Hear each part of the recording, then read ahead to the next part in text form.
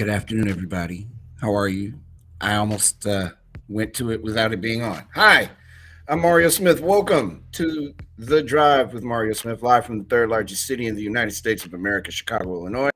I am Mario Smith. Thank you so much for checking us out today on Backchannel.tv. Shout out to my man, my pal, down and bringing us in. Thank you. Are new to Back Channel, I can tell you this: there's a lot going on here, and it all begins at 6 a.m. And it starts with 6 a.m. Eastern. It starts with Haley and Allison, and you can stay. Just don't leave. Just stay. Check out Liv Harrison at 8 a.m. Eastern, and then after that, Jam and Renee at 10 Eastern. Sir Anthony Davis at noon Eastern time, and then my pal Hal at 2 Eastern, and then me and my man, producer Jay Gliss. What's up, Gliss? In Portland, Oregon. How are you, sir? How's it going, man? I'm good. Everything's cool. Everything's cool. How's the Blazers game last night? It was good. It was it came down to the last shot. Blazers had a chance to win it, but didn't pull it off. It was a good game though. Kids had a lot of fun. Good. Did they play all the games on the big scoreboard with the rest of the people? Yeah. I mean, they took in everything. The 7-year-old, he's by far the biggest sports fan out of all my kids. He's the first one to really take an active interest in all things sports, and it was his first time at a professional sporting event. So he had a really good time. So good for him. I'm glad. Yeah. I'm glad that he enjoyed himself. Guess what, man? We got folks that are checking us out on the chat. Deborah is in California. Verona's in New Hampshire. I got some news for you over there on the East Coast. Don't leave. Arya's in Georgia. Z's in Oregon. Riddle Room in Texas. And the best name so far in the 11 shows we've done, What is in California? What up, What? Like Stone Cold Steve Austin? What? Just every time we see What from now, we have to go, What? Thank you for joining us on The Drive today. There is so much happening this afternoon. I'm going to try to give it all to you as best as I can. I got the help of Jonathan Gliss here, who is going to make sure that I don't totally blow it and destroy our set. My set here at Studio City in Chicago. Working on it though. It's not complete. Working on it. Let's get to it. There's plenty of headlines, but I have 3 of them that are of interest to you. The Federal Reserve points to an interest rate hike coming in March. The Fed on Wednesday provided the clearest hint yet that it could start raising interest rates as soon as March. Quote, with inflation well above 2% and a strong labor market, the committee expects it will soon be appropriate to raise the target range for the federal funds rate, close quote, the central bank said in a statement that concluded its 2-day meeting this week. Fed Chairman Jerome Powell said asset purchases also are likely to halt in March, and the central bank released a paper outlining principles to start significantly reducing the bond holdings on its balance sheet without indicating a specific time frame. The rate remains at 0 for now, but if it's raised, and this rate is likely to be raised, it will be the first rise since December of 2018. And taking a quick look at the stock market, which we'll have an update for you when they close, stocks are down now 129.64 points on the Dow Jones. Took a little bit of a hit today. It fell 130 points. It's been going up and down all day, but we will have more about that in a moment. The other big story today, Supreme Court Justice Breyer is scheduled to retire. Supreme Court Justice Breyer plans to formally announce his retirement as early as tomorrow after serving for more than 2 decades on the High Court, according to a source familiar with the matter. Retirement paves the way for President Biden to appoint a new Supreme Court justice. His pick must be confirmed by the Senate. The White House said Biden stands by his commitment of nominating a Black woman on the High Court, which would be an historic first.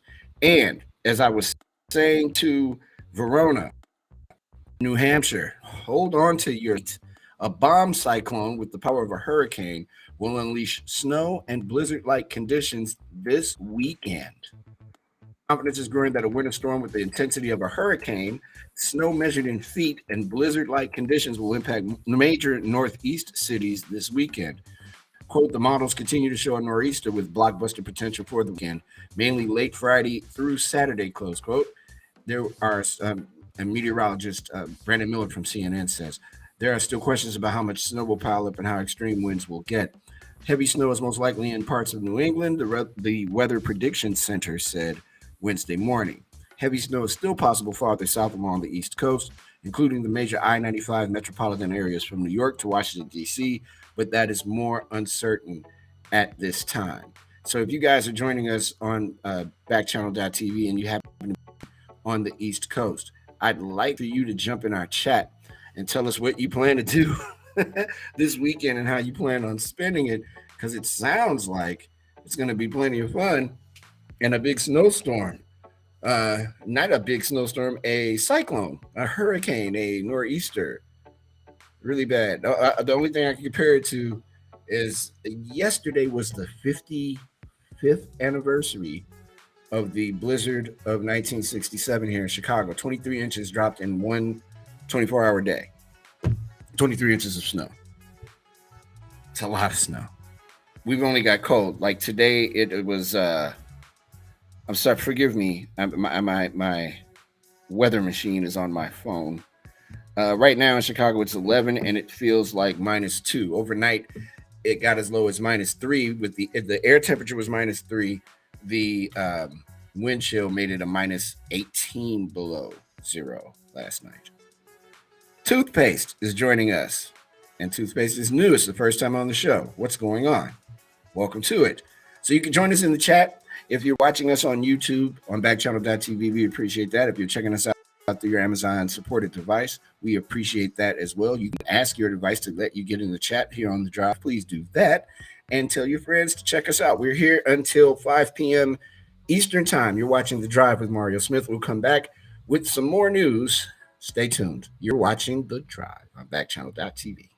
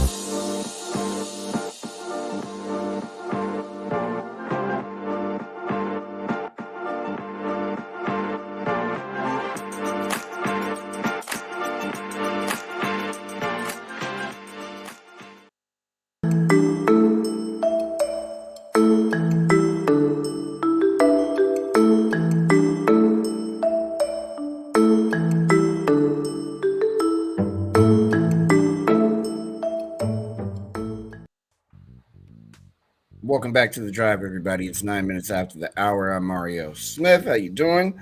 We appreciate everybody that's checking us out on backchannel.tv. And I can't get over this great name, What, in California.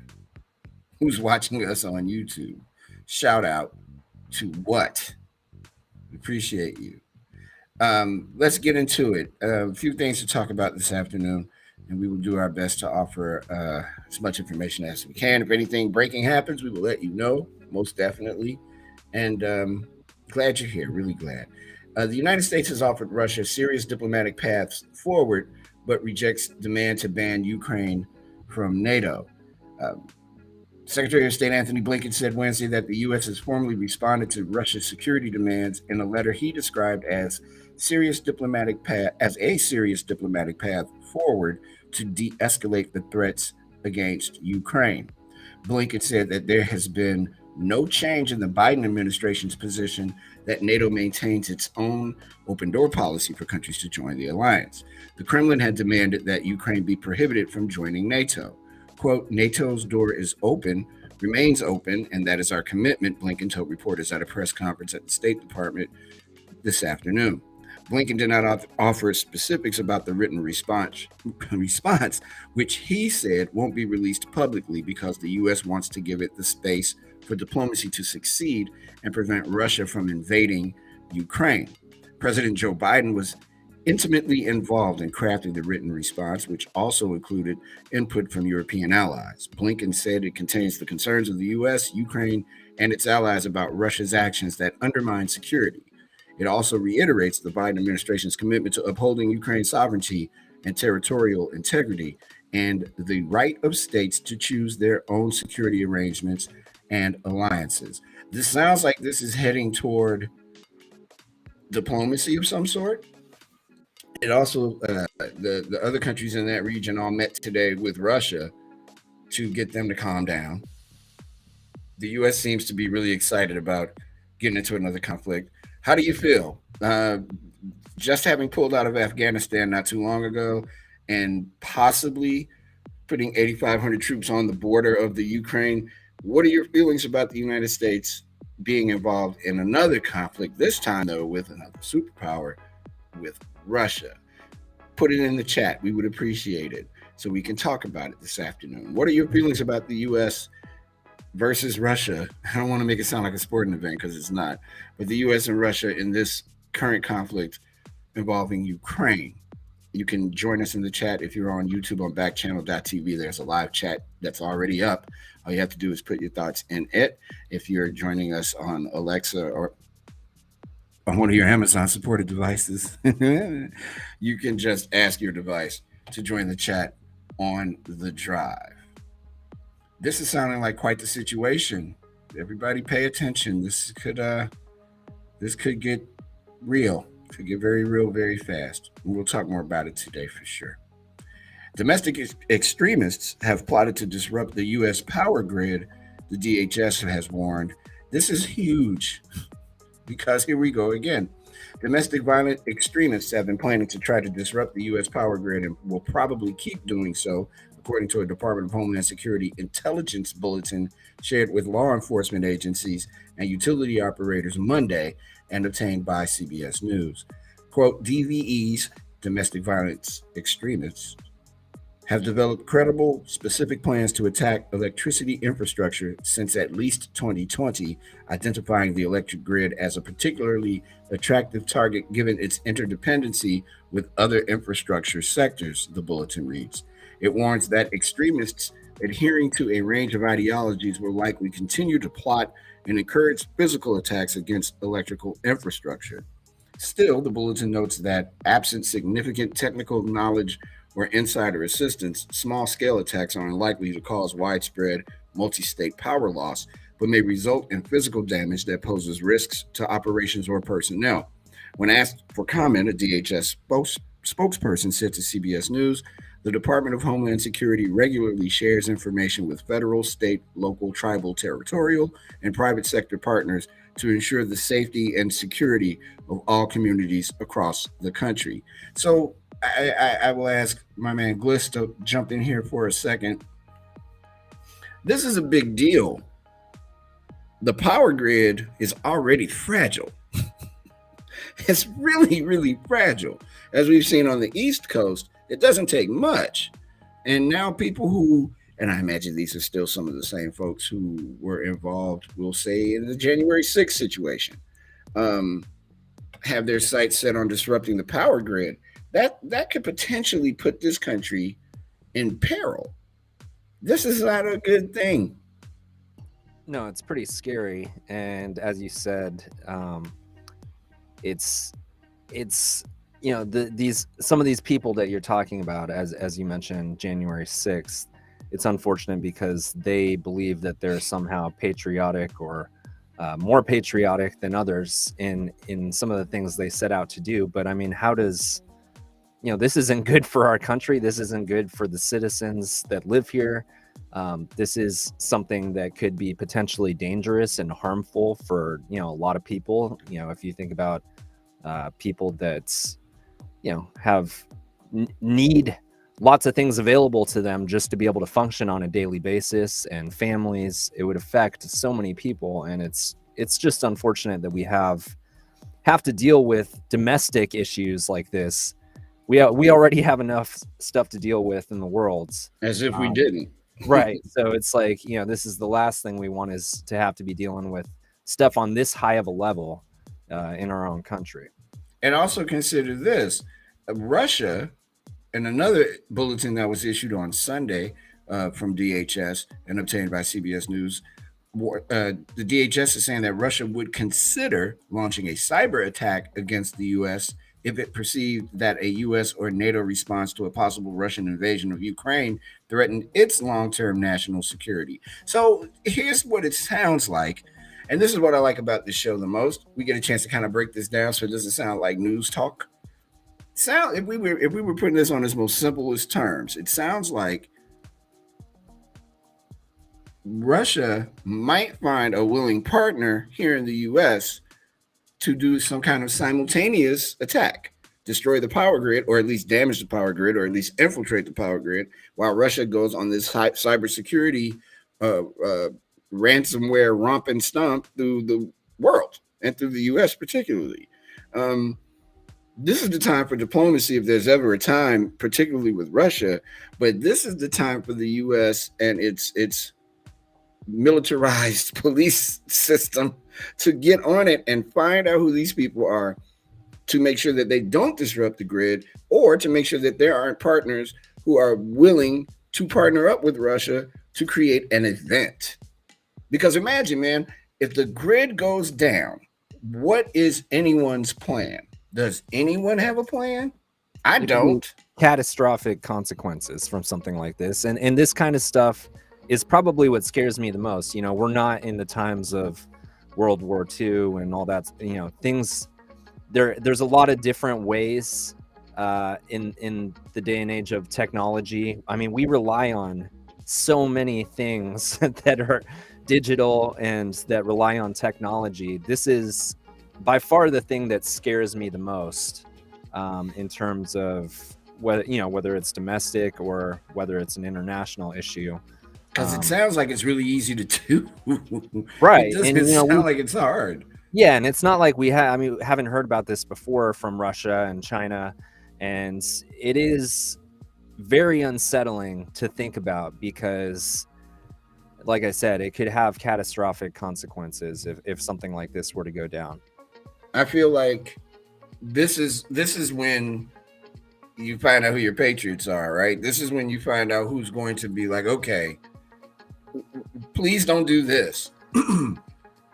We got to make sure that we find out who these people. Those aren't, and I'm not Captain America or anything like that. Don't get it twisted. I'm just saying that is the most heinous thing that someone could do. What if you got, look, how do you justify your anger? How do you justify it? You're that angry to destroy the grid, knowing that you could potentially kill millions of people who depend on electronics for their life support. Right. Hospitals, people who aren't in a hospital. Everyone doesn't have a generator. Those generators, can only work for so long. This could be. Talk about the temperatures that you're experiencing in Chicago, or what you were just talking about in New Hampshire. Yeah. Imagine a situation like that. It would instantly be, an emergency, a state of emergency for those places, and especially for people that are very vulnerable and do rely on technology for some sort of medical support. I believe they call it mayhem. That's what would be happening. Chaos and mayhem would be jumping off, and that's not. It's not reasonable. It's unbelievably doable, however, and there's the frightening part of that. We talked about the Federal Reserve in the headlines. The Fed today said that it would hold the line on short-term interest rates with an eye toward raising them soon, and said it would pare down the rate of its asset purchases, bringing them to a halt in early March. Quote, the committee is of a mind to raise the federal funds rate at the March meeting, close quote, Fed Reserve Chairman Jerome Powell said today at a news conference following the conclusion of a two-day policymaking meeting. That would mean the rate hike would come almost exactly 2 years to the day after the central bank slashed rates to zero in response to the emergence of a fast spreading coronavirus that threatened to destabilize the entire financial system. Fast forward to 2022, and the macroeconomic climate has changed markedly. Today, the greatest economic worry for many is rapidly escalating prices of food, fuel, housing, and a host of other goods and services. Quote, it hasn't gotten better. It's probably gotten just a bit worse, close quote, Powell said of his current outlook on inflation as compared to what he projected in December at the last meeting. As expected, many of the questions Powell fielded in his press conference focused on interest rates, which he stressed was going to be the active tool the Fed plans to use to tamp down inflation. According to the CME's FedWatch tool, market participants expect a quarter percentage point, 25 basis point rate hike at that March meeting with near 90% probability. And this is this will be the final quote I use from the story. Quote, I think there's quite a bit of room to raise interest rates without threatening the labor market, close quote, Powell said, a remark that prompted Wall Street to pare most of the gains it had achieved earlier in the day. In addition to interest rates, its best-known policy tool, the Fed also kept monetary policy loose over the past 2 years by buying billions of dollars in treasuries and mortgage-backed bonds every month, a process it has begun winding down. These purchases have nearly doubled the Fed's balance sheet over the past 2 years. Pardon me. And Wall Street is also looking for Fed officials to offer guidance on when and how fast they will begin paring back the amount of those holdings, either by letting them drop off as they mature or by selling them. Again, here's the most powerful man in the world, essentially, Fed Chairman Powell, letting you know, yeah, inflation is starting to settle in, and it's not good. And even though they're not going to raise the interest rates now, February is next week, in less than a month, expect it, and not just expect it, but expect it with a little bit of vigor, right up there. You're going to have to figure out how you're going to make this happen for you and your family, along with the supply chain issues and everything else that is going on, including the coronavirus. Now we're going to get a rate hike, and that poses to be problematic as well. If you have kids and they're feeling extra stressed out during this pandemic, there's a new video program that teaches them how to manage their emotions. And this is when I will be bringing Glitz back in a second, because I am very curious how his kids have been handling the pandemic. A few months into the pandemic, 11-year-old Jaden Olu was struggling, attending school online and feeling isolated from his friends. He became increasingly sad and angry. His parents started to worry at the change in their normally gregarious child, especially when he got in a physical fight for the first time. Quote, that was the big signal for me that there was something else going on, his mother said. In a video shot in October around what the family considers the height of his struggles, Jaden described what he was going through. Quote, the feeling that I have the most is sadness. Behind that sadness, then there's more sadness, he said. Poor kid. But in the months since, Jaden, who lives in Los Angeles, says he's come a long way. He started seeing a psychiatrist and was diagnosed with ADHD, then began taking medication. Now, he says he feels calmer, more focused, and chillaxed. Looking back, those early months of the pandemic were a very stressful, dark time, Jaden told NBC News in January. I was dug so deep into that dark place that I couldn't think straight. I got so pissed at myself once that I thought to stop living entirely. Man, this is a child. That is heavy. The video of Jaden from that dark time is part of a collection of interviews with 64 children and adolescents from across California, talking candidly about their emotions as part of the California Healthy Minds Thriving Kids project being released this week. Developed through a $25 million grant from the state of California, the project aims to give teachers and parents foundational tools to help children manage their emotions, normalize conversations about emotional well-being, and teach essential coping skills. The videos, in both English and Spanish, feature kids of all ages in their own words. It's one piece of an unprecedented $4.4 billion investment California is making in youth mental health over 5 years. So, Bliss, you've got 4 children. They have lived in a time they weren't expecting to live in. No one was, quite frankly. The pandemic has taken a toll on everybody. As a parent, how have you guys been dealing with your kids? So first of all, I can attest what they're talking about. I mean, I think it's one of the things that early on kind of got lost in the shuffle of all of this is, I mean, even adults, I mean, it's been hard, presents mental health challenges. But if yeah, and you think about, if you think back to your childhood, the things that you think about are, spending time with your peers and, the activities that you did, whether it's, taking part in music or, playing Little League Baseball. And so, I mean, a lot of these kids, that stuff was just pulled out from under them in a very abrupt way.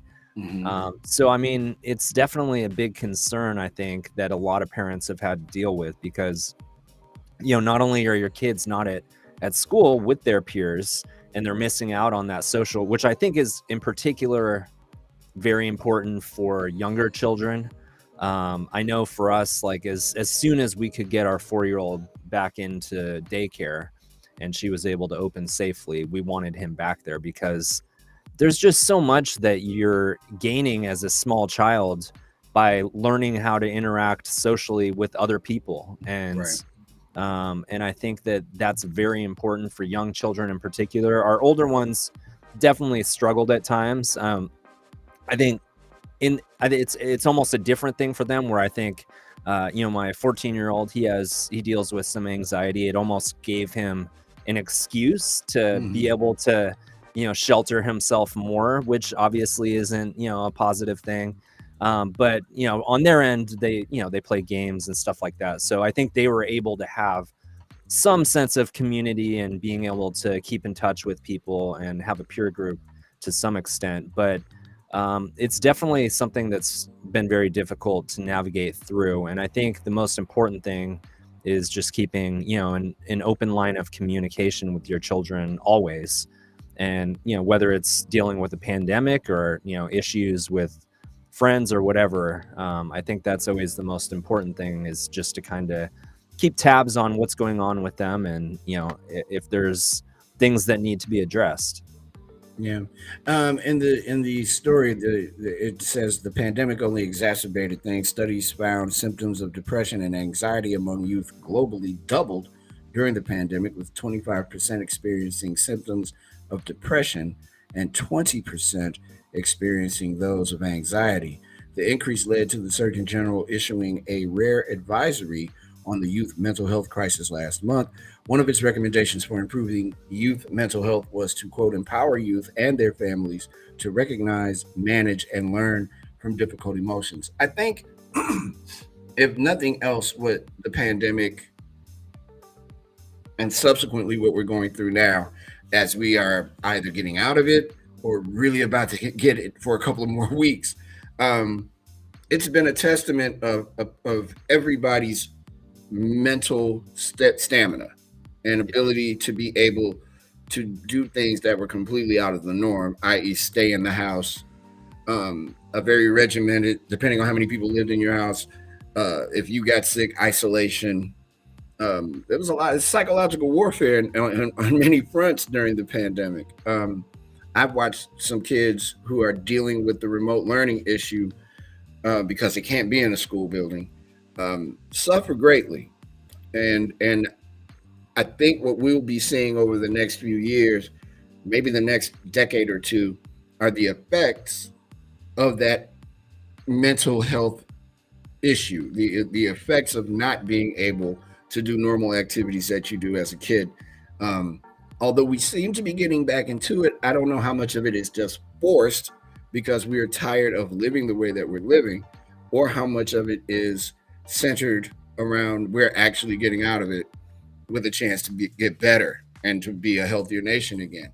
Um, the most dangerous part of all of this is that we just don't know, and there's so much unknown that we really need to think about how we as adults are going to deal with, not just with each other and ourselves, but with the children too.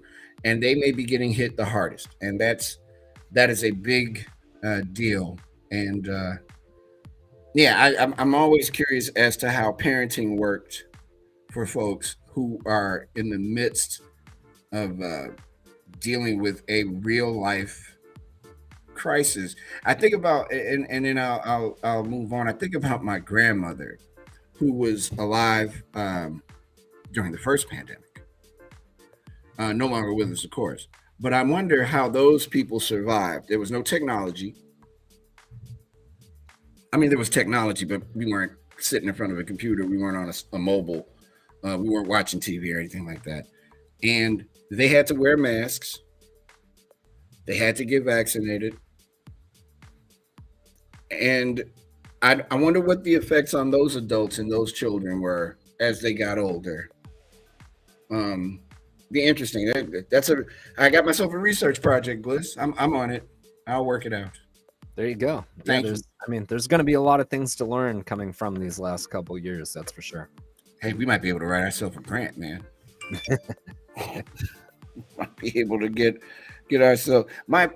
Please forgive me, Siri. Turn on Do Not Disturb. My phone just and it now won't do it. My phone freaked out and turned the Do Not Disturb off. Why? Why does my phone want to betray me? Someone's messing with the power grid. That's what I'm saying. Oh God, don't start. Denise is joining us, by the way, on the stream, and so is Zuho. Hello to you both. I don't know where you guys are from. Tell me where you're from. Jump in the chat. Get with us. Hang out with us. We're all familiar. Speaking of Siri, we're all familiar with Tim Cook. Everybody knows who Tim Cook is. As my phone is really doing it today. And also, I think there is an update coming, Bliss. Just to let you know, Bears might be making a hire this afternoon. Yeah, maybe. That'd be. My man was at work super early this morning. I got breaking news ready, so. Yeah. Well, yeah. Anyway, Tim Cook, the CEO of Apple, is apparently the victim of a stalker. And a Virginia woman has been ordered to stop harassing and stalking Tim Cook. A California judge granted a temporary restraining order to Apple CEO Tim Cook after the company said a Virginia woman sent him hundreds of sometimes threatening messages and appeared at his condominium in Palo Alto last year, court documents show. The order barring the 45-year-old woman from harassing, stalking, and contacting Cook was issued Friday by Santa Clara County Superior Court Judge Carol Overton. In a petition for the order, Apple said the woman began harassing Cook in October 2020 when she is alleged to have tweeted that they were married and that Cook fathered her twin children. The petition alleges that in October and November 2020, the woman emailed Cook 200 times with messages that showed a, quote, significant escalation in tone, close quote, and became, quote, threatening and highly disturbing, close quote. The petition alleges that in one message, the woman said she would never forget or forgive Cook. The company said in the petition that the message included a photo of what is said to be a loaded handgun. Wow. According to the petition, the woman opened dozens of corporations in Cook's name in California, New York, and Virginia, including one with, quote, safe sex clinic, Cook HIV, close quote, in its name. Wow. In an email to Cook in September, the petition alleges the woman said, quote, I'm applying your roommate in Palo Alto, close quote. The next month, she drove her Porsche SUV from Virginia to Cook's condo, the petition says. When she asked Cook's security guards whether she could speak with them, they told her to leave, the petition says. After she returned 20 minutes later, the guards called police. It alleges that she told authorities that she was staying locally and, quote, could get violent, close quote. No weapons were found in her car during a search, according to the petition. Her SUV, for which the registration had expired, was towed, the document says. The woman continued emailing and tweeting at Cook, asking in a message last month for $500 million cash and saying in a tweet this month that he would be, quote, suicided in his condo, close quote, the petition claims. Overton granted the company's request that the restraining order apply to Cook and all company employees. The next hearing in the case is scheduled for March 29th. The woman did not immediately respond to a message seeking comment. Well, what were you expecting her to say? Yes, I followed Tim Cook around. Wow, that is also very dangerous. She's got a. Wonder what drove her to that part. Where did she get a Porsche SUV from? Remember we talked about all that money yesterday, everybody? Me and Bliss must have talked about $65 gajillion yesterday. Here's this lady. Maybe maybe she's well off and just has too much time on her hands. I don't know. She called it the Cook Sex Clinic. What in the world? Woo, man, that lady is really acting on her. Wow, wow. That is a man. I hope nothing happens, man. Those are the people that you go, okay, we need to keep you completely away from California. Just where are you from? Let's keep you there. I don't know. I have never had anybody stalk me before. That's not true. It was a good kind of stalking. We ended up being very good friends. But I never had anybody like name a sex clinic after me. I don't think anybody would do that. But then again, if this was a different time of night, I could tell the real good. I have so many stories. Can't tell that story though. Maybe someday beats Mario Smith After Dark or something like that. Do a late night show after the post show cocktail or something like that. No one wants that. That would be the worst show ever in the history of any media, especially this brand new media that we're involved in. And I like that we'll be back on Friday, so I don't want to chance it. I have a cannabis story. You interested? Sure. Okay, great. Cannabis versus COVID. Lab tests stoke interest, but researchers urge caution. I remember at the beginning of the pandemic, the big thing people were saying, at least here in Chicago, like, man, look, marijuana takes care of the COVID. And I'm like, no, it doesn't. Smoking doesn't help a respiratory disease. Yeah, right. I was going to say. What is wrong with you? Are you a doctor? No, you're not a doctor. Yeah, man, but weed helps everything. No, it doesn't. It exacerbates problems. It creates issues. It's kind of like the Homer toast. Here's to alcohol. It starts all problems and it solves all problems. Something to that effect. Same thing with cannabis. Got to be careful. Early research suggesting a popular non-psychoactive compound derived from marijuana might help prevent or treat COVID-19 warrants further investigation and rigorous clinical trials, researchers say. Several recent laboratory studies of I'm not advocating that I want to test. Studies of cannabidiol or CBD have shown promising results, attracting media attention. However, many other potential COVID treatments that showed promise in test tubes, from hydroxychloroquine, say it like Trump, hydroxychloroquine, to various drugs used to treat cancer and other diseases, ultimately failed to show benefit for COVID-19 patients once studied in clinical trials. We're up against it, and I want to make sure that I take this time to do this. There's a friend of mine who is a recording artist. Her name is Angel Bat Dawid. May have heard of her. She's an amazing artist based here in Chicago, Illinois. Incredible. At the beginning of COVID, maybe in May or June, she caught COVID-19. She almost died. She was able to get to a hospital. They were able to catch it in time. They were able to take care of her. The one thing that she said, she commented on in an article, nuts and berries will not save you from COVID. It won't. I'm all down for holistic treatments of things. I'm with it. I really am. But even in the beginning, I knew something was different about this because so many people that I knew that were healthy were dying and getting sick very badly. So whether it's CBD or whatever it is, be smart. Don't do that to yourself. Be smart. Being smart is going to save everyone's life at some point. Just be smart. We welcome Delta and Mark. They're the latest passengers here on the drive. We'll be back in a bit, we will have community news, always fun. And then after another break, we'll have some entertainment news. We're talking about Kanye West today. I'm sorry, Ye. Don't call him Kanye. It's all been out of shape. It's The Drive with Mario Smith. We'll be back right after these words.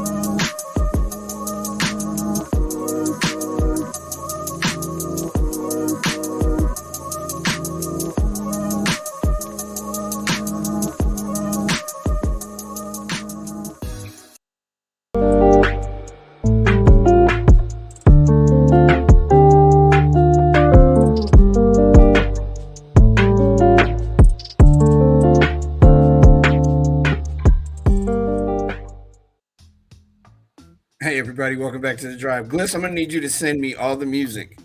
I'm having a good time here in Chicago listening to that. Good. Yeah, actually, some of the, especially I don't have my headphones on right now, but in the headphones, some of those sound pretty good. Oh man, you saw me. Nobody else can see me. You're the only one who can see me. You saw me. I was getting it. I was enjoying myself listening to the music, as I am sure Henry, who's this is his first time on the stream from New York. Hey Henry, be careful, man. The nor'easter's coming. What's up, Greg? I'm sorry, Delta, Mark, Denise, Zuho, Toothpaste, Deborah, Verona, and Z, all here on The Drive this afternoon on a beautiful Wednesday. Programming note: we will be with you on Friday. As we take the day off tomorrow, I have a terrestrial radio show that I do here in Chicago that you can listen to online called News from the Service Entrance. You can catch it at lumpenradio.com, LUMPEN. It runs from 2 Central until 4 p.m. Central. Join me tomorrow. My guest is Arnie Duncan. Arnie Duncan may be running for mayor of Chicago. He was the former U.S. Secretary of Education under in the Obama administration. So we're going to have Arnie Duncan on tomorrow. Getting a big guess, Gliss. That is a big guess. That's a big guess. Pull right there. You have some kind of idea of what I'm doing. We're going to have guests on this show, though. That's absolutely happening. Absolutely, and that'll probably happen maybe next week. Yeah, I think so. Never know. I think so. We got some. Oh yeah, I think so. All right. Look at that. Producing and programming in front of the people. That is what we do. It's time for community news, and Washington D.C. is the. Is that our dateline? No, I'm sorry. San Francisco, California will be our dateline. Nancy Pelosi is set to run for her 18th full House term. Before you say anything, everyone, hear me out. It might not be the worst idea. I know. It's real easy to go, man, 18 terms. This woman is 80-something years old. She doesn't need to do this anymore. No. She might need to do it. Hear me out now. Trust me. House Speaker Nancy Pelosi of California announced Tuesday she'd run for her 18th full term in Congress, saying there's more work to do for the children on healthcare, climate change, gun violence, and the economy. Although it seems that those things have been happening through all 18 of her terms, and none of that stuff seems to have changed much. Okay, our democracy is at risk because of assaults on the truth, the assault on the U.S. Capitol, and the state-by-state assault on voting rights. This election is crucial. Nothing less is at stake than our democracy, Pelosi said. But as we say, we don't agonize, we organize. And that is why I am running for re-election to Congress. Wow. Pelosi has represented San Francisco in Congress since 1987 and is in her second stint as Speaker of the House. She first served as Speaker from 2007 to 2011 and is the only woman to serve in that role. She served as Democratic Minority Leader from 2011 until 2018. In 2019, she got enough votes to regain her gavel by agreeing to limit her tenure as Speaker for 4 more years, appeasing enough House Democrats to vote for her. Her announcement Tuesday did not address whether she would seek to remain Speaker. Gliss, you're out there on the West Coast. Why? Why is she doing this? Why? I don't know. I mean, why is she doing this? I do know that someone named Nancy joined the stream right when you started that story. It doesn't say where she's from. Oh, wow. Is that Nancy Pelosi? That would be awesome. Hi, Senator Pelosi. If that's you, I am a fan of yours. I just don't know if you should do this again. I'm like, you really need to do this? It's stressful, but well, I mean, as I said in the beginning, if she's running for the children, the economy, gun violence, and the people that ran into the Capitol, yeah, those things have been issues since you've been a senator. Yeah, they don't just start being issues like issues are hard to make people budge on. That's for sure. Yeah, and to say that it's all of a sudden now it's got to be taken care of. I've got to do it. I've got to do something about it. Yo, you could have been doing something about it. I'm just saying. Well, maybe this time around we'll see. The 19th time is the charm. I think after 18 runs, maybe not this one, but the next time, the 19th one when she's 90-something years old, she represents a district with over 1 million people in it. I am pretty sure there's one person out of that 1 million that could do that job under her tutelage. Not necessary for her to run for an 18th term. But again, this midterm election is going to be a doozy. And the House is definitely going to look different. And the Senate's going to probably look more like the same. And things to be concerned about, I suppose. If you're Nancy Pelosi, then maybe running might be the best thing. Staying on the West Coast, San Jose, California. California's San Jose to institute first in the nation gun ownership requirements. The city's mayor, Sam Liccardo, said a new fee for gun owners would go towards supporting evidence-based initiatives to reduce gun violence and gun harm. And I think this would be like an insurance policy, the first place in the country to do it. The California city of San Jose is set to become the first in the United States to enforce an ordinance requiring most gun owners to pay a fee and carry liability insurance. In a statement on Tuesday night, San Jose Mayor Sam Liccardo said the city's council had voted in favor of both measures, which are aimed at reducing the risk of gun harm and relieving taxpayers of the financial cost of gun violence. The council overwhelmingly approved the measures despite opposition from gun owners who said it would violate their Second Amendment rights and promised to sue. The ordinance still needs approval at a final reading next month before it can take effect in the Silicon Valley city in August. The funds generated from fees paid by gun owners will be funneled into, quote, evidence-based initiatives to reduce gun violence and gun harm, close quote. Liccardo said the fee is expected to be around $25, according to NBC News San Diego. Meanwhile, having liability insurance is meant to encourage gun owners in San Jose to take safety measures, including having gun safes, installing trigger locks, and taking gun safety classes. Gun owners who do not require insurance, however, will not lose their guns or face criminal charges under the new rules. With gun violence being what it is here in the United States, right? Particularly toward children. And here in Chicago, we're dealing with a case now where an 8-year-old girl was shot over the weekend. They just caught the 2 people who did that. I think I heard years ago Chris Rock suggest that if you made bullets $800 a bullet, you wouldn't have these problems. I think he might be right. But I don't see the harm in paying insurance, $25. If I want to carry a gun and the least that you're asking me to do is to pay $25 and that's going to serve as liability insurance, I could see me doing that. I don't know how people feel about that, but I could see me doing that. That doesn't seem like a big leap. Am I wrong? Arwa, my lady, Donnie, you guys just joined the stream. Am I wrong? It doesn't seem like I'm wrong. I mean, I don't know. I'm not trying to be right. I'm just saying that seems to be a small price to pay.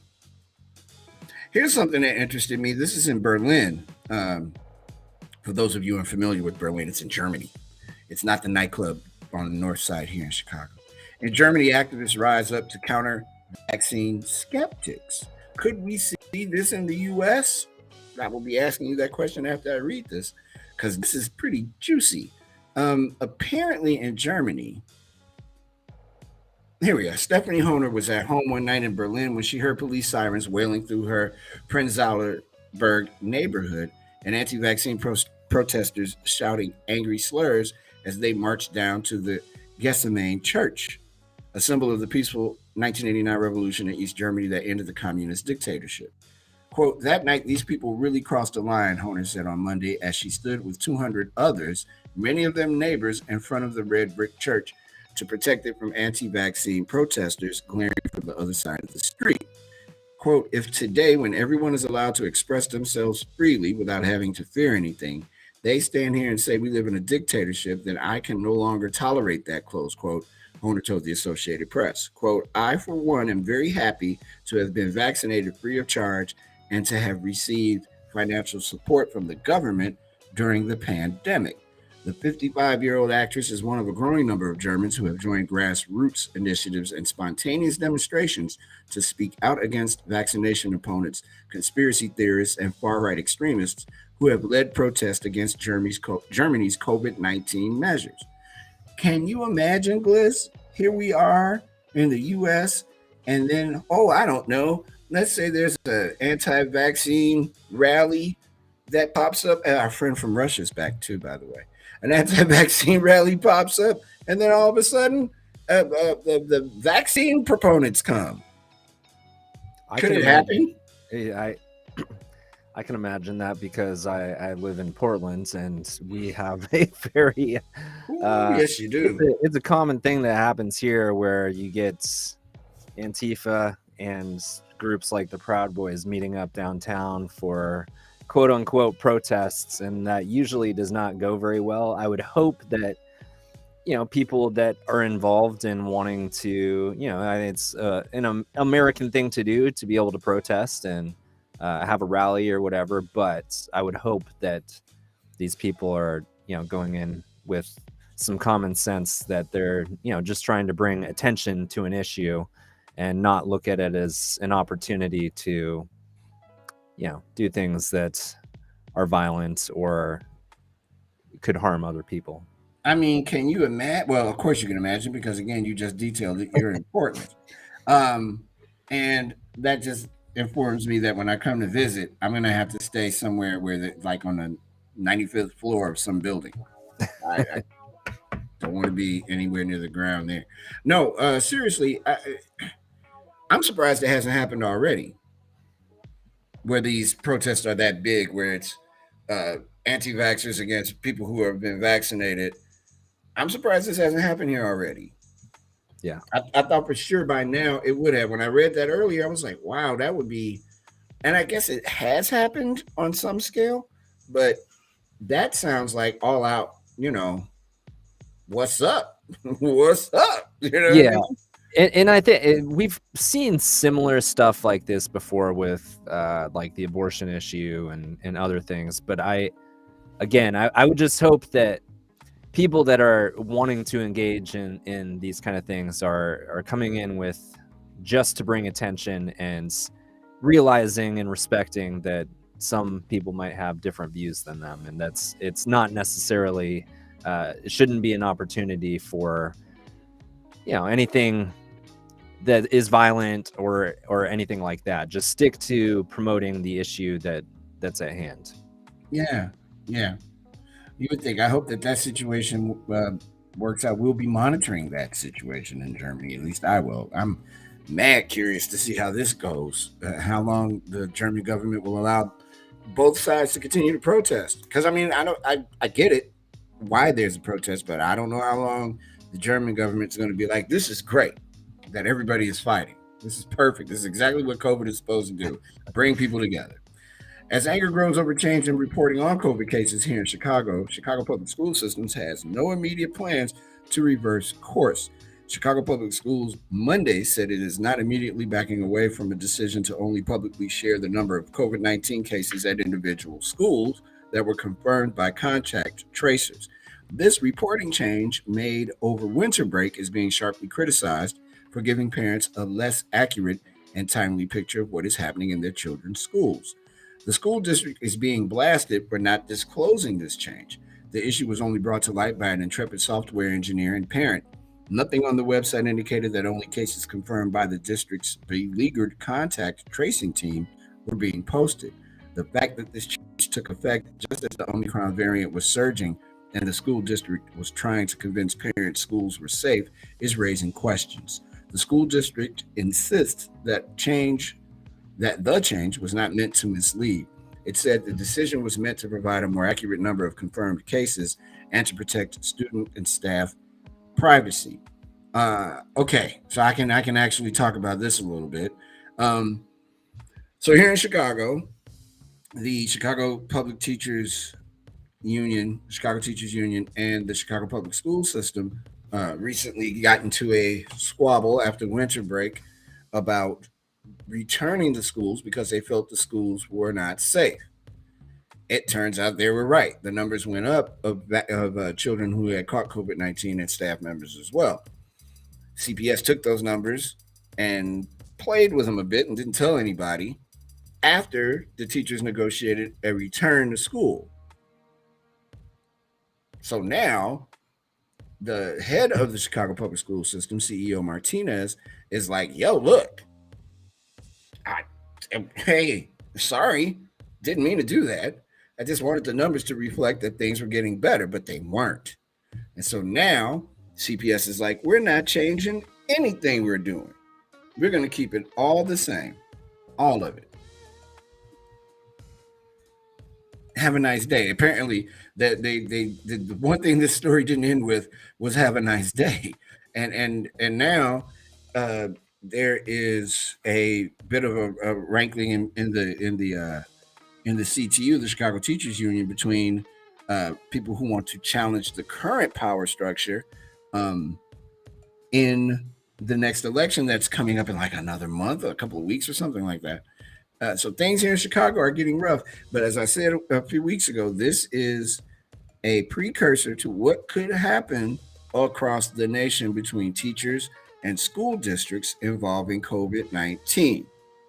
We are not out of the woods by any means. This is a very meaty subject. And I'm telling you, here in Chicago, it's affecting a lot of people who have mayoral aspirations. That I am certain of. The last thing, really quickly, before we go to our small break here, the Coast Guard calls the situation dire as they are seeking 38 people missing off of the coast of Florida. The Coast Guard battled time and currents Wednesday as its planes and ships searched for 38 people missing off the coast of Florida 4 days after a suspected human smuggling boat capsized in a storm. The accident killed at least one person and left a single known survivor, and U.S. authorities launched a criminal investigation. When we come back on the drive, we will have entertainment news. Have no fear. The camera's here. We'll take a look at the headlines before we do that. You're watching The Drive on Backchannel.tv. Hello, I joined the stream. Not I. And so did my man Michael Lockett and RY, my lady, and Danny, and Nancy, and Henry, and Greg, and Delta. We'll be back with more in just a moment. You're watching The Drive on Backchannel.tv.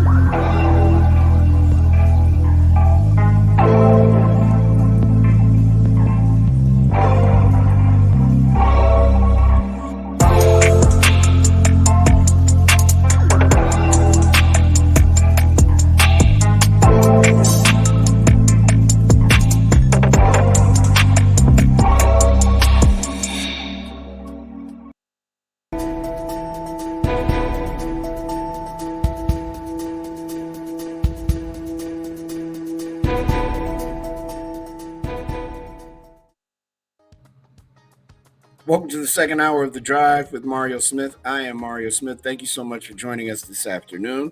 Wherever you are watching, we truly appreciate it. Again, we say hi to all of our friends Deborah in California, Verona in New Hampshire, Z in Oregon, and I, Arwa, my lady, Donnie, Nancy, Henry, Greg, Delta, everybody watching us, Michael, all of you guys. Thank you so much for being a passenger on The Drive this afternoon. Let's take a look at some of the headlines that are making news at this hour. The Federal Reserve points to an interest rate hike coming in March. The Fed Reserve on Wednesday provided the clearest hint yet that it could start raising interest rates as soon as March. With inflation well over 2% and a strong labor market, the committee expects it will soon be appropriate to raise the target range for the federal funds rate, the central bank said in a statement that concluded its two-day meeting this week. Supreme Court Justice Stephen Breyer is going to retire, thus giving President Trump, thus giving, no, not again, thus giving President Biden an opportunity to fulfill a campaign promise of having the first Black woman sit on the Supreme Court. And a major winter event is coming to the East Coast. If you're on the East Coast, be careful. A bomb cyclone with the power of a hurricane will unleash snow and blizzard-like conditions this week. This is a big one. The models continue to show a nor'easter with blockbuster potential for the weekend, mainly late Friday through Saturday. Heavy snow is most likely in parts of New England, the Weather Prediction Center said today. Heavy snow is still possible farther south along the East Coast, including the major I-95 metropolitan areas from New York to Washington, D.C., but that is more uncertain at this time. The National Weather Service in Boston on Wednesday afternoon issued a winter storm watch for eastern Massachusetts and Rhode Island from Friday night until Saturday evening. Expected snowfall ranges from 8 to 16 inches, with wind gusts up to 60 miles per hour. Whoa. Other National Weather Service offices have yet to issue watches due to the uncertainty.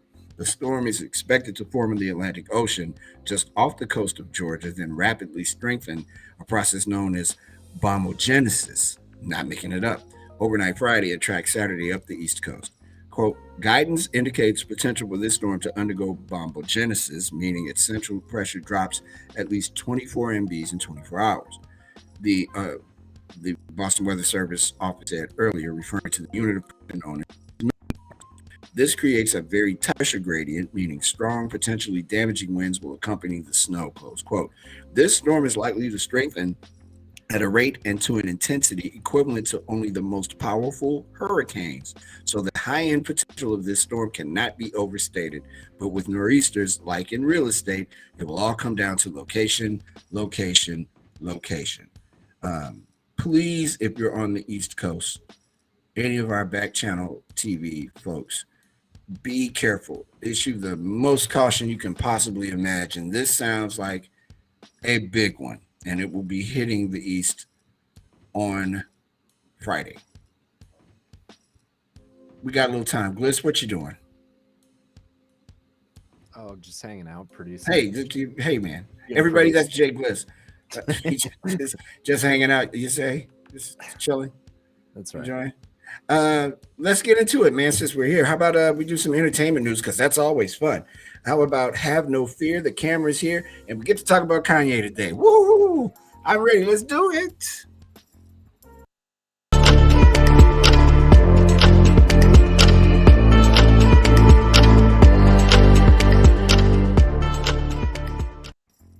You want to talk about somebody that got paid?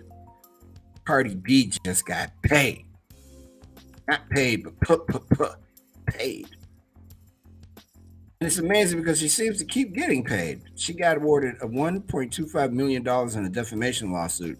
A federal judge in Atlanta has awarded $1.25 million to Cardi B in a defamation lawsuit against a celebrity news blogger who she says posted videos falsely stating the Grammy-winning rapper used cocaine, had contracted herpes, and engaged in prostitution. Wow, that's a triple. That's right down the left field baseline right there, boy. All the way to the wall, right in the corner. That's a triple. That's a hard triple past third baseman. Couldn't pick it up. I wouldn't be happy about that either if someone said that Hell about me. no. I don't blame her for suing. No, I'd have sued him too. And I mean, I'm not a prostitute, and I'm certainly not a Grammy Award-winning rapper, nor is cocaine part of my life, or have I contracted herpes. I mean, there's so much there. The jury on Monday found Latasha Kebe, known online as Tasha K, and the company she owns liable for defamation, invasion of privacy, and intentional infliction of emotional distress against the rapper whose given name is Belcalis Almanzar. That is such a beautiful name. Why does she just call herself Belcalis? I kind of like Cardi. I'm a big fan. Yeah, no, I like her too. Yeah, a lot of reasons. I agree with it. I kind of like that name better. Like I Belcalis Almanzar. I mean, Cardi B, I guess, sounds like more of a rap name, but yeah, I guess. But ladies and gentlemen, Belcalis Almanzar. That sounds like I want to pay money to see her, not do cocaine and get herpes and be a prostitute. I mean, like see her perform. Yeah. That was a bad joke.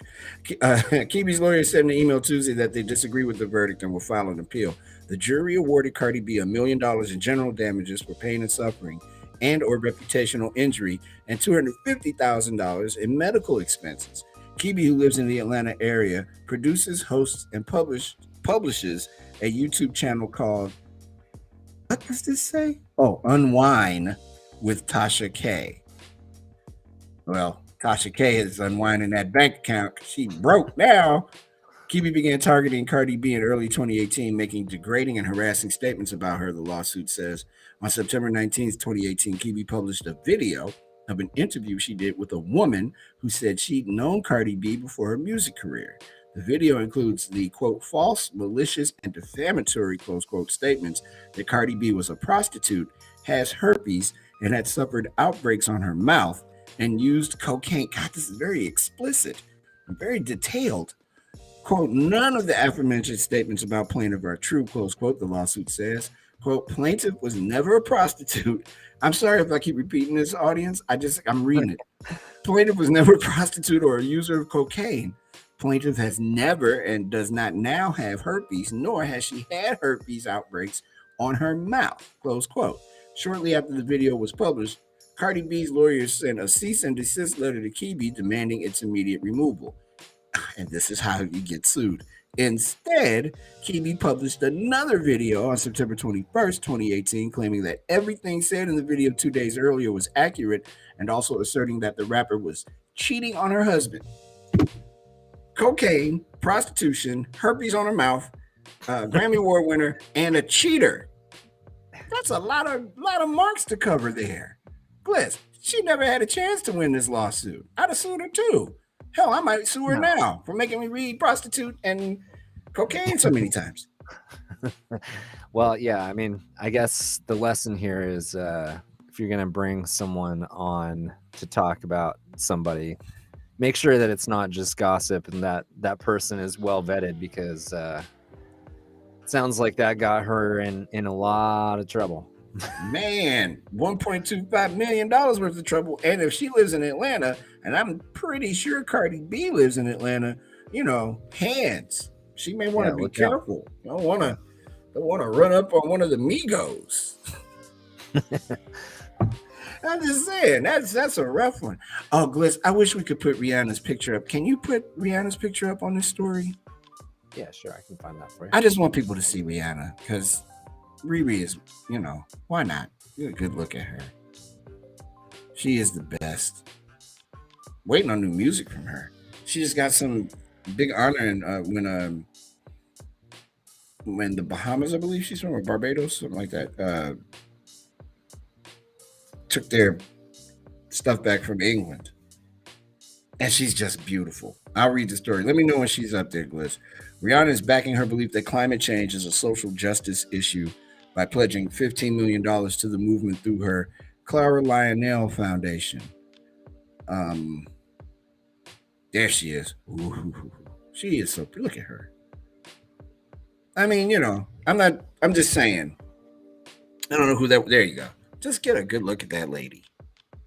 And she's so pleasant. Very nice, I imagine. I'm sure she doesn't do any of those things that Cardi B was accused of in that in that terrible lawsuit that she had to defend herself over. Um, the We Found Love singer on Tuesday announced the donation to 18 climate justice organizations doing work in 7 Caribbean nations and the United States. They include the Climate Justice Alliance, the Indigenous Environmental Network, and the Movement for Black Lives. Quote, climate disasters, which are growing in frequency and intensity, do not impact all communities equally, with communities of color and island nations facing the brunt of climate change, close quote. Rihanna, who is from the Eastern Caribbean island of Barbados, said in a statement. She noted that disparity is the reason her foundation, which is named after her grandparents, prioritizes both climate resilience and climate justice work. The grants made in partnership with Twitter co founder Jack Dorsey's hashtag Small Start philanthropic initiative are focused on groups with female, LGBT, and Black and Indigenous leaders because their communities are at the greatest risk. Funders must build partnerships with grassroots organizations acknowledging their deep understanding of what is necessary to achieve climate justice in their own communities, Justine Lucas, Clara Lionel Foundation's executive director, said in a statement. That is a very nice thing to do, Rihanna. Thank you. Keep her up there just a couple more minutes, Gliss, so I can get back on the screen. There it is. Hey, Rihanna. One day you'll be on the show. I'll count on that. Wouldn't that be something, Gliss? She just jump one day out of nowhere. You get like a mail, a letter, an email. She says she wants to be on here. We'd have to like have the dump button ready for her, and she probably want to have like an exotic drink or something. I don't know how drinking must be frowned upon. All I drink is juice. That's my story. I'm sticking to it. But yeah, man, Rihanna, that's a cool thing to do. That's a very cool thing to do. And I'm with you though. She hasn't made new music in several years now. She's kind of laid low. Like the last couple years. I'm surprised. And then again, not really, because her and what is the woman's name? Beyonce do the same thing. They tend to not make it. I mean, they make plenty of music, but they'll wait a while.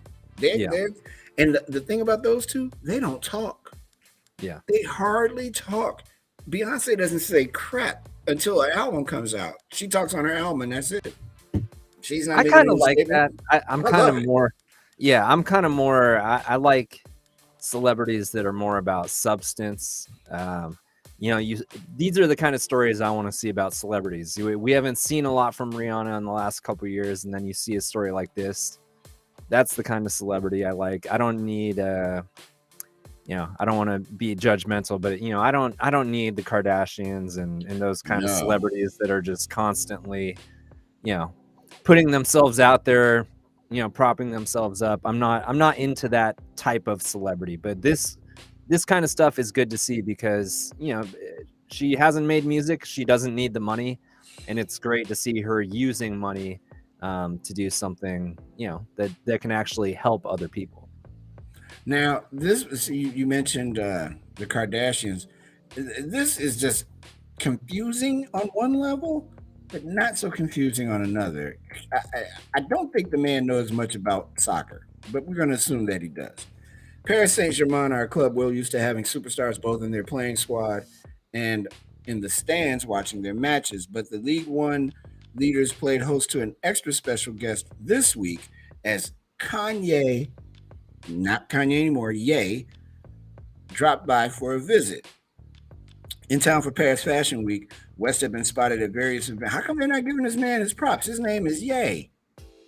In town for Paris Fashion Week and wearing a black stocking over his head, because everybody does it.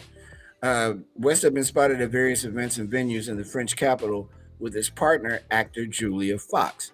West and Fox caused a minor stir on social media when they pitched up at the Kenzo Men's Fall Winter 2022-2023 show wearing unusual matching double denim outfits, and then again at the Schiaparelli show in coordinated all-leather ensembles.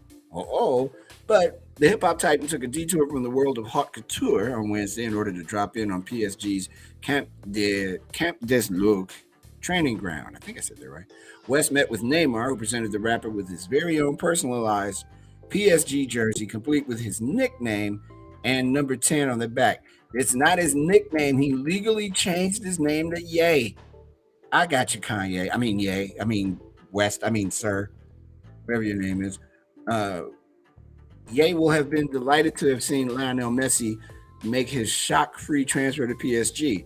Just a few weeks after Messi left Barcelona for the French capital last August, West released his 10th studio album, Donda, on which the track Off the Grid includes the line, "Wow, I don't believe it. Don't try to test me. I keep it clean, but they could get messy. I talk to God every day. That's my bestie. They playing soccer in my backyard. I think I see Messi." Woo-hoo, bars. West's visit to PSG comes just a few days after he appeared to hint on Instagram at an imminent collaboration with the Jordan brand, which produces some of PSG's kits and accompanying apparel. The rapper shared an image of the iconic Jumpman logo as well as a screenshot of a quote from Michael Jordan's eldest son, Marcus, in which the 31-year-old expressed his eagerness to see Jordan, West, and producer DJ Khaled discuss a combined project this year. All right, stop right there. They don't need to do that. Anybody seen those shoes? Stop. Halt. No. Don't need it.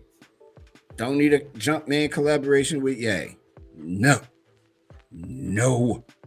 I'm totally against it. I don't know how you feel about it, Gliss. No. Absolutely not.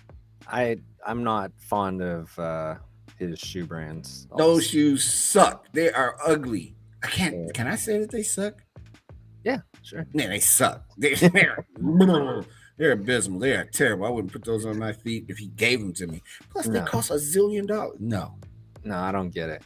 I'm with my man all the way. I mean, like some abstract art type thing. I don't really get what they were going for. Like he said, even if someone gave them to me, I'd probably first put them on a shelf somewhere and say they were art or something. Yeah.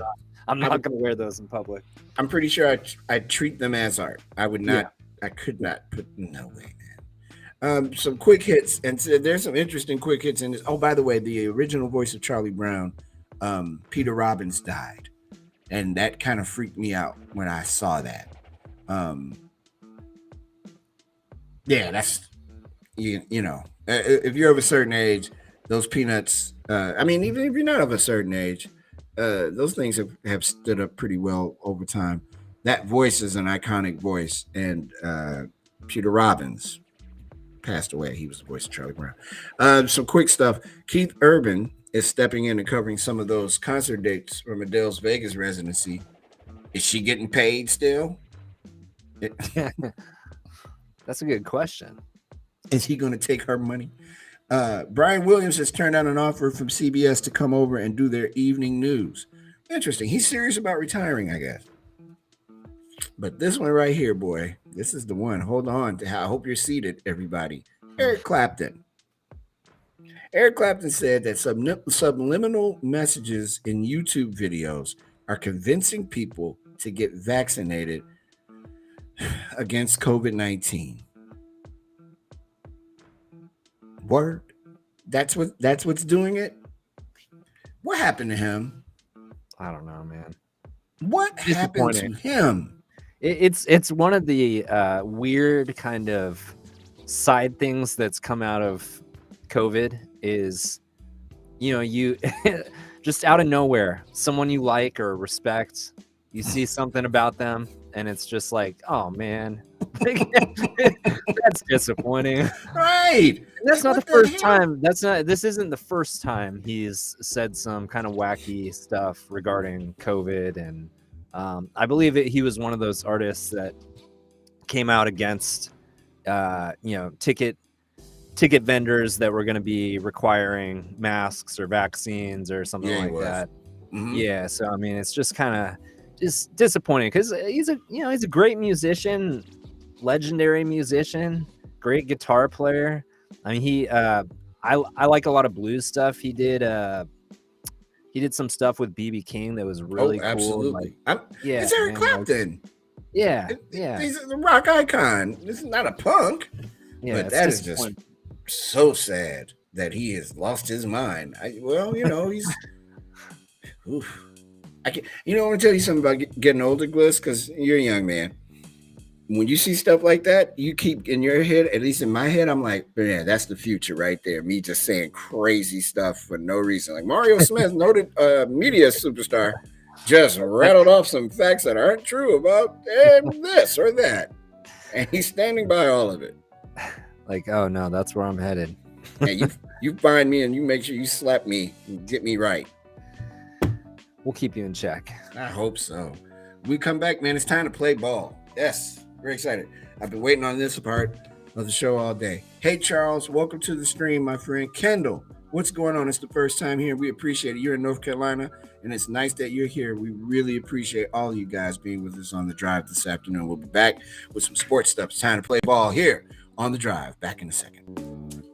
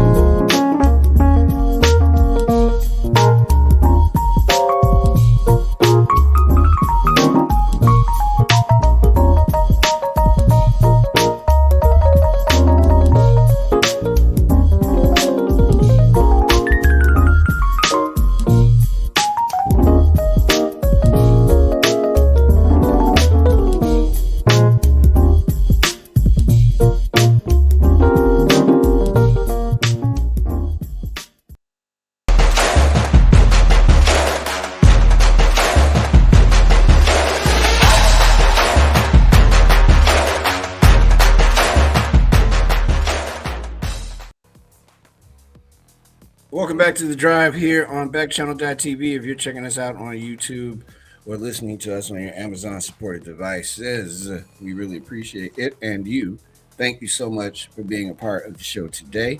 We see people in our chat. Zamar has joined the stream. Thank you, brother. Really appreciate that. Kendall is here from North Carolina. Charles, Arwa, my lady, Danny, Nancy. We thought it was Nancy Pelosi. It's not, I don't think. Henry, Greg, and everyone else, thank you so much for being a part of the drive. Thanks for being the passenger on the drive today. It's time to talk sports. 2 years ago today, around this time in the afternoon, watching the Pro Bowl on a Saturday afternoon, I believe it was Saturday or Sunday afternoon. There was a friend of mine ran into the spot that I was at to tell me that Kobe Bryant had died, and I could not believe it. There was nothing in me that would make me believe it. I got my phone. I called some of my sports guys here in Chicago, and they were like, yeah, that's true. All of it's true. And as soon as I got that confirmation, it popped up on the TV, and it was true. His helicopter had crashed along with him and his daughter and a host of other folks. I was going to read the story, but I can do this, and I'd love for Gliss to hop in on this too about Kobe. We talk about transformational athletes who legit change culture. There are only a few of them. It is not something that athletes want to do or are prone to do. Some athletes set out to do it. Some of them succeed, some of them fail.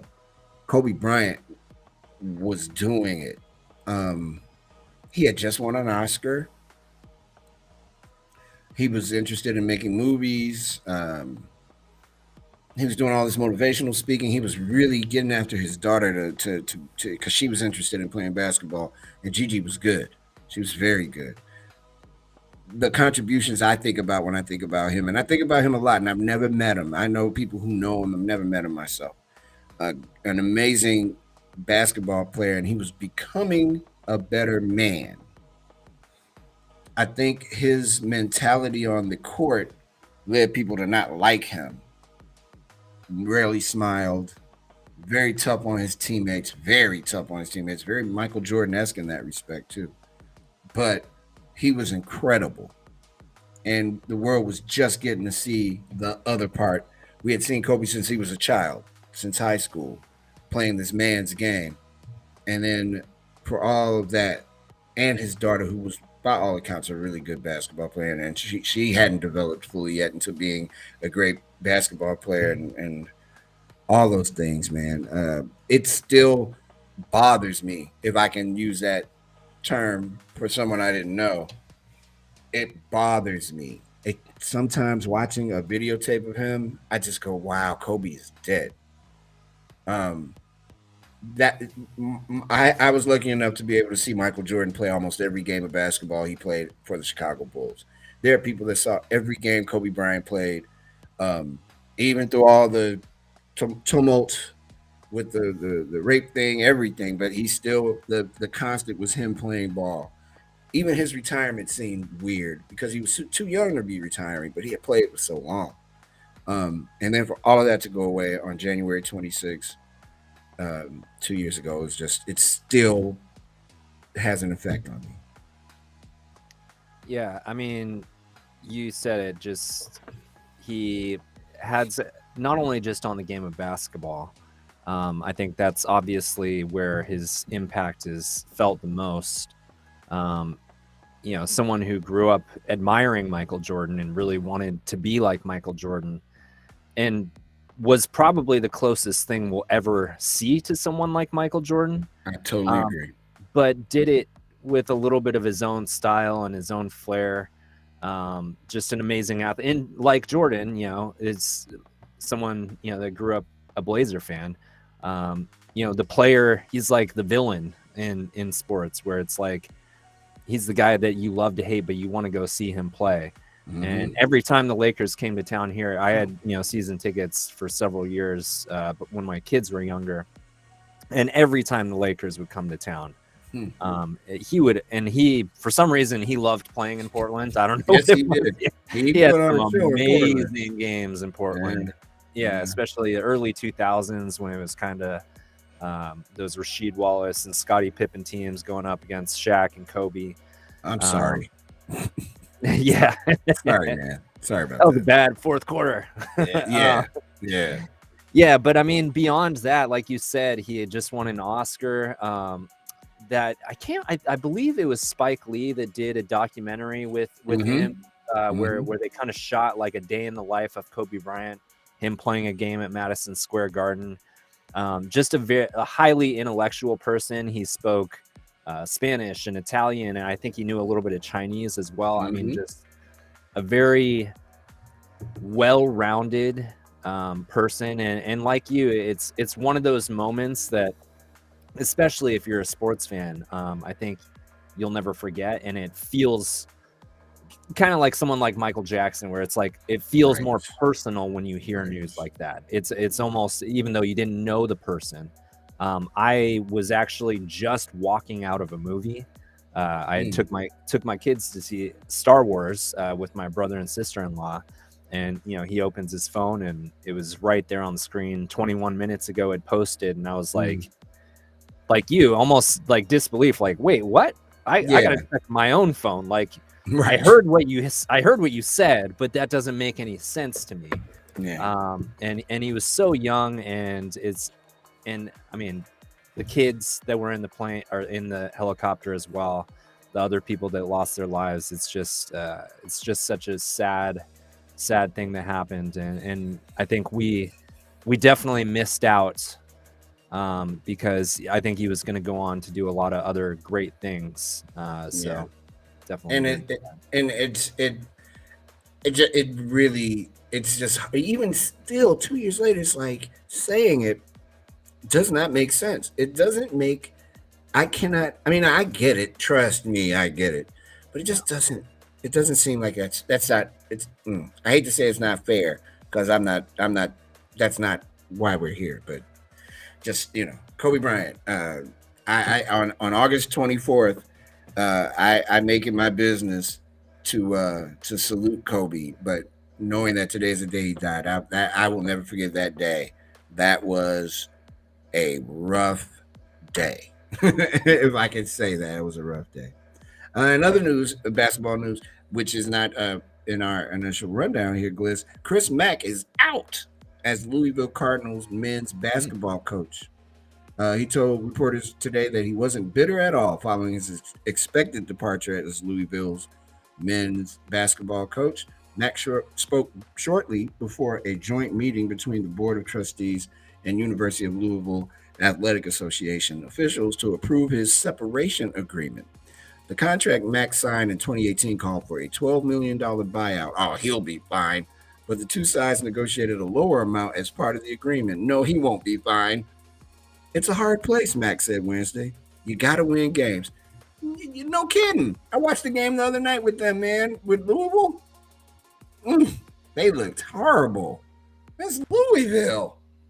That's like no, man, they look bad. I think they were playing Memphis. Ugh, God, Memphis walked them. They looked bad. Really it's bad.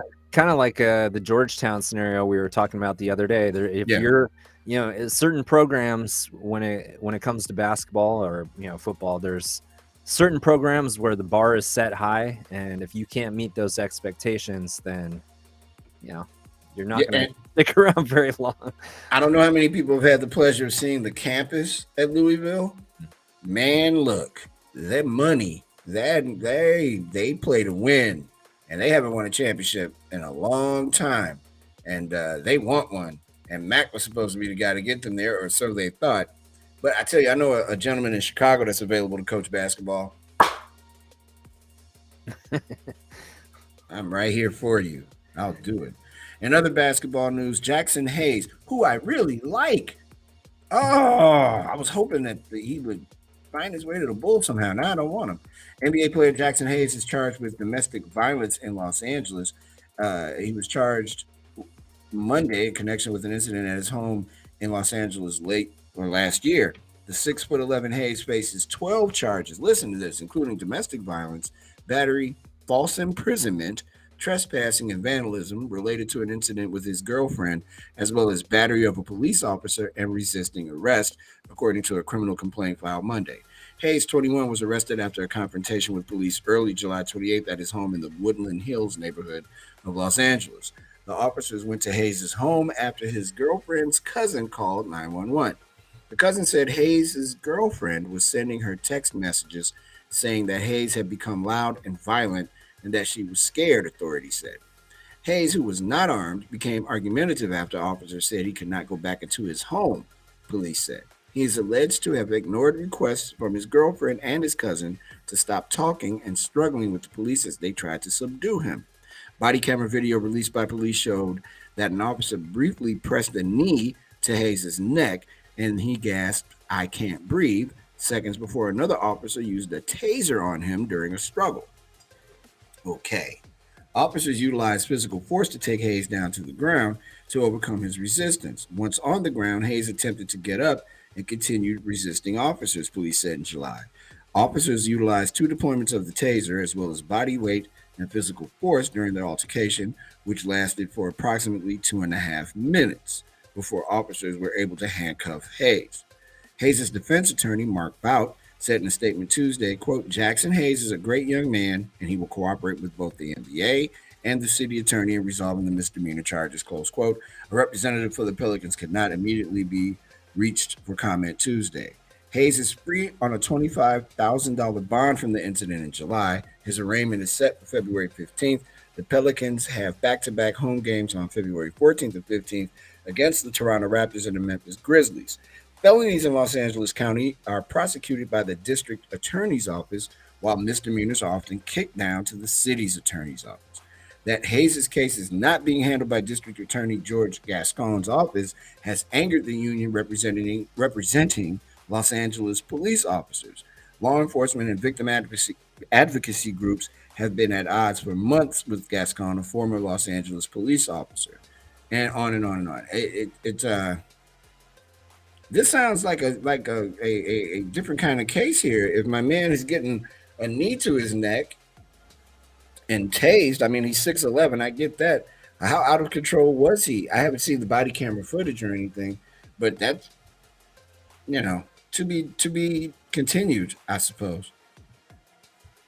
Interesting story out of Los Angeles. Hall of Fame announced yesterday. Gliss, they messed it up again. I'm not mad about Big Papi.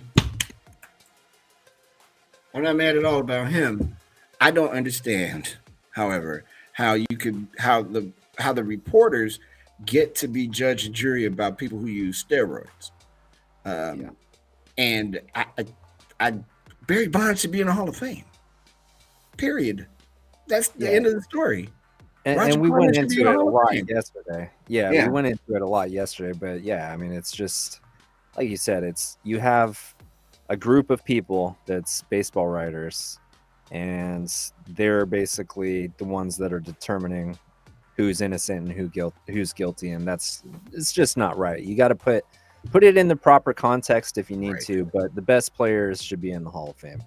I'm super happy for Big Papi. I like watching him play. I was glad he stopped playing for the Minnesota Twins many years ago, but that's just egregious, man. They should be in the Hall of Fame. I mean, I get it. People are mad.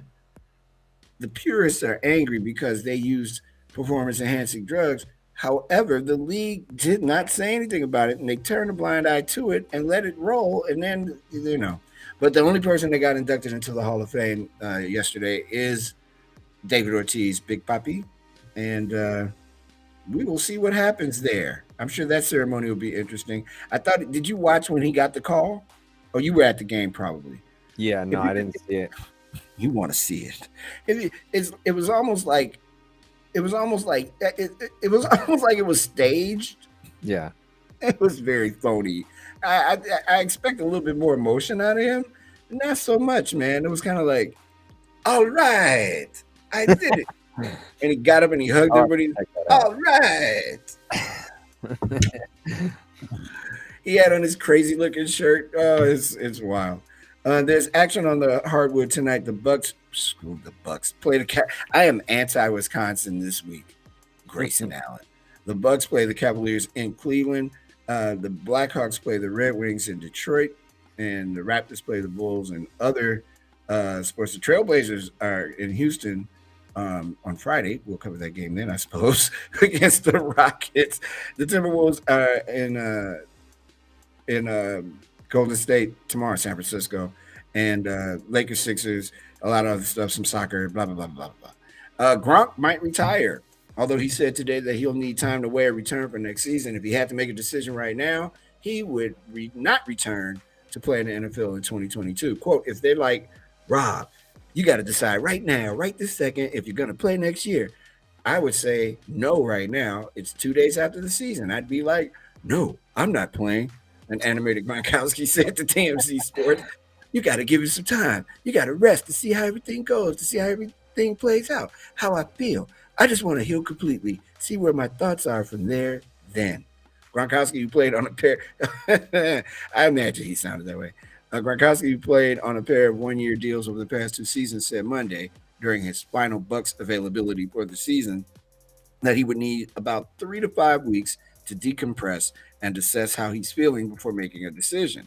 He echoed that in the interview, which had a playful tone throughout, as he was in good spirits. If I had to answer right now, it'd be no. But you never know. In 3 weeks, it might be yes. When asked whether he would have answered the same way in previous years, the day after the season ended, Gronkowski laughed and said, yeah, probably. Gronkowski is destined to be in the WWE. It's only a matter of time. Why this is being delayed is beyond me. Let that man breathe and be the new Rock. He would be the biggest star in the WWE since Hulk Hogan. I'll put money on it. I can see that. Oh, absolutely. My 7-year-old recently got into the WWE, so all of a sudden I'm like, seeing all kinds of it's like all the wrestling, which I liked it as a kid, but it was during that era where it was like Hulk Hogan and Andre the Giant and all Yeah, the man. Macho Man. Oh But yeah, my it's God. you're right. I think he would be perfect for Oh, the WWE. And it, I was only laughing because like the way you were quoting he is one of those people like when you read something he said, you can just picture him speaking. yes, yes, exactly. He sounds like he's having fun 24 hours a day. He is a Yeah, person that is living his best life. He is the epitome of I'm living my best life. yeah. He always has a goofy smile. Right. Everything is said with energy and He's like, yeah, I might quit. Maybe I won't. I don't know. I'm having so much fun drinking all this beer and spiking footballs up and down the streets of my hometown. And it's like a whole bunch of grunks in his family. It's just I it's know. awesome. Yeah, I was a fan of his when he was with the Patriots, and I wasn't necessarily a Patriots fan. I really like Rob Gronkowski. I hope he doesn't retire, but I totally get it. You won a million championships, dude. You're good. Have a seat. I think yeah. he's waiting to see what his boy is going to do, though. That's probably it. Kind of looks like that Green Bay situation where there's probably some, you know, some behind the scenes discussions, and kind of see what what Tom Brady ends up doing, and then he'll figure it out. Because if Tom Brady doesn't come back, there's no way he's coming back. You're right. No, but I will offer this to him as I offered it to Devontae Adams yesterday. We got a new GM. We're getting a new coach. Gronkowski, you're more than welcome to come to the Chicago Bears because we're not doing nothing. And you could teach the young tight end we have now how to actually be a tight end because it's bad. It's really bad. And Antonio Brown, speaking of Tampa Bay, says he'll pursue legal action against Tampa Bay, the Buccaneers, over his release. He and his attorney, Sean Burston, said Tuesday they intend to pursue legal action against the team for releasing Brown after he said he was too injured to continue playing against the New York Jets earlier this month and claimed coach Bruce Arians ignored his pleas to not re enter the game. Appearing on HBO's Real Sports with Brian Gumbel, Burston said they will pursue money for Brown's ankle surgery and money they feel he is owed by the NFL's collective bargaining agreement. He also said they are looking into possible civil lawsuits in the form of defamation for the Bucks claiming Brown had a spontaneous mental health episode. Quote, Antonio was defamed by the spin that he had a mental health episode that makes him someone who's not reliable to do a good job on the field, close quote, Burston said, quote, so we're pursuing internally all of our rights under the CBA, the collective bargaining agreement, and considering them and maybe stepping outside of the CBA. All of our options are on the table. We're going to hold to account the Tampa Bay Buccaneers, Bruce Arians, the general manager, to the extent anyone who's responsible for the spin that Antonio isn't reliable to do a good job playing football because he doesn't have the mental fortitude to do it. They'll be held accountable. Brown and his attorney did not say exactly how much money they were seeking. I don't blame him. And then you know what he's got in his favor? Bruce Arians smacked the crap out of one of his players the other day, a couple of weeks ago. Right in the middle of the game, they walked him and slapped him. So he Yeah, I was mean, a flag. yeah, I mean, Antonio Brown has a little bit of a history of having some antics, but I mean, he's not the first wide receiver that's kind of No. had that reputation, and All he wide receivers. probably won't be the last. No. But yeah, I can see where he's coming from. Like what he did was kind of shocking, and I think everybody that saw it happen in real time was like, "What the hell's going on here?" But at the same time, he has a case that he should have the opportunity to go somewhere else and play football. And if he believes that the way that they spun that story painted him in a light where he won't have that opportunity, then I can totally see the legal grounds in which he stands on. So, well, I wish him the best of luck because it seems to me that I don't think he's crazy or anything like that. I truly believe that Bruce Arians decided he just had enough of Antonio Brown being Antonio Brown and decided it was time for him to go home. And then again, like 2 games later, he slapped somebody in the head. Slapped him in his helmet because I think Bruce Arians might be. I think there's more to the story. And I think we haven't really investigated the whole story. Can I hit you with some of these names before we jump into this break? Matthew has joined the stream for the first time in California. Salute. Thank you, Matthew. And I know who Serenity is. I know Serenity. I know a Serenity. And if it's who I think it is, hello. It's nice to see you, Serenity. Thank you for joining the show. I really appreciate that. And thank you to everybody that's checking us out on backchannel.tv. When we come back, we'll have a story to take you through the night. And hope you enjoy that. It's The Drive with Mario Smith here on backchannel.tv.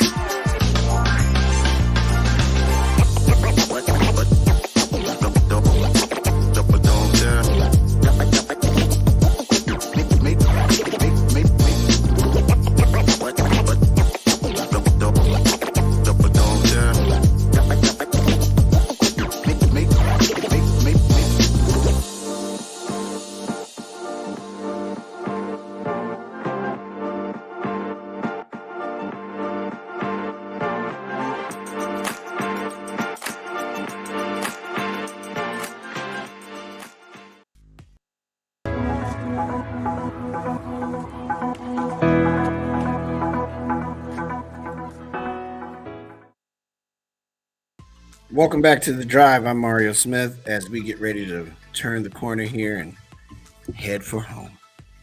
I want to talk to you about Methuselah. Relax. I'm talking about the world's oldest living aquarium fish. I don't know what you thought I was going to say when I said Methuselah, but clearly you knew it was about something old. It's because you're smart. Meet Methuselah, the fish that likes to eat fresh figs, get belly rubs, and is believed to be the oldest living aquarium fish in the world. In the Bible, Methuselah was Noah's grandfather and was said to have lived to be 969 years old.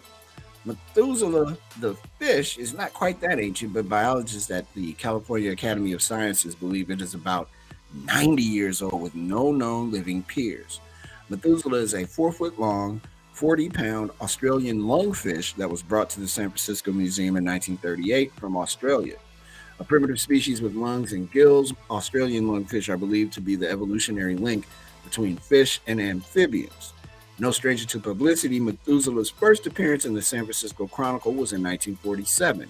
Quote, "These strange creatures with green scales looking like fresh artichoke leaves are known to scientists as a possible missing link between terrestrial and aquatic animals. Until a few years ago, the oldest Australian lungfish was at the Shed Aquarium here in Chicago, but that fish, named Granddad, died in 2017 at the age of 95. By default, Methuselah is the oldest," said Alan Yan, senior biologist at the California Academy of Sciences and the fish's keeper. Methuselah's caretakers believe the fish is female, although it's difficult to determine the species' sex without a risky blood draw. The Academy plans to send a tiny sample of her fin to researchers in Australia who will try to confirm the sex and figure out the fish's exact age. Jan says Methuselah likes getting rubbed on her back and belly and has a mellow personality.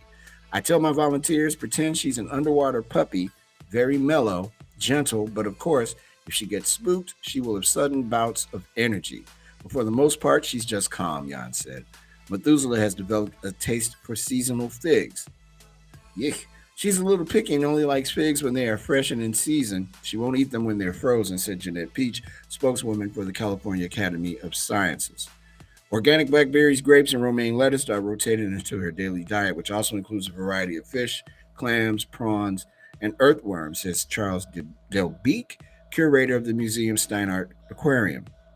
The Academy has 2 other Australian lungfish that are younger, named for their sizes. Medium arrived at the museum in 1952 and Small in 1990, both from the Mary River in Queensland, Australia, said Delbeek. They weigh about 25 pounds and 15 pounds, respectively. Shout out to Methuselah, still kicking it after all these years. How about that? And here's another cool thing. as we prepare to say goodnight to you. Um, and I don't know how people do this, but I guess it's going to work. New company turns 100 tons of non-recyclable plastic into building blocks for construction, and they're colorful and they look really cool. Recycling doesn't always mean chemically separating things into component parts or finding a new life for an old object. An LA-based startup is proving that landfills need not be dug for plastics if one can merely smash enough of them together into a Minecraft-like block. 103 tons of non recyclable plastics, in fact, have been diverted from entombment since the company was founded, all through Bifusion's patented machines known as blockers. Blockers have a simple yet ingenious design. They shred the plastic and then apply multiplied by acceleration until the non recyclable plastic is so squished together that it fuses. Composite plastics have advanced the world of standard. I'm sorry. Composite plastics have advanced the world standard of living no end. This, you know what, Gliss? I'm not messing this up. These people can't write. I need to proofread these stories for them. I'm gonna letter, terse letter, making me sound like I have no sentence structure. Composite plastics have advanced the world standard of living which is missing no end, but often they tend to be unrecyclable. Many minds are trying to develop thermal or chemical methods of separating the polymers in these materials to allow them to be recycled. Fusion have avoided this problem by cutting out that middle and simply turning the material as is into a new composite and ridiculously durable construction block. Called bi-blocks, they are a simple 16 by 8 by 8 shape and can be used to build bus stops, fences, retaining walls, curtain walls, public terraces, and more. How about that? That's kind of cool. Good That is stuff. cool. I You know, like it. I actually agree with you. We don't need to name any names, but it's a good source of feel good stories. But I think they could use some new writers. Maybe They need a maybe someone proofreader. like- yeah, I'll do it. I got them. copy What editor. Yeah. I'm only doing 85 shows. I'll do What we could do is 96 shows. next time maybe I'll paraphrase out of the source and make sure that it's cleaned up a little bit. I'll do my best. I did not do my due diligence and read that far down the page today. I saw it and I was like, oh, that's cool. And then something else happened. Where did my phone go? Oh god. All right, we are almost done. Let's wow the people with our knowledge.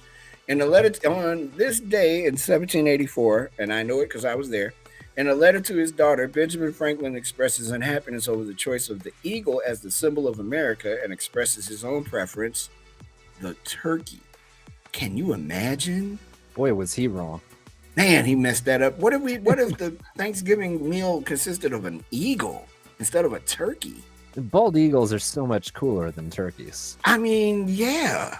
We actually saw it. We actually had an eagle out here, like not last week and the weekend before, flying right over our house.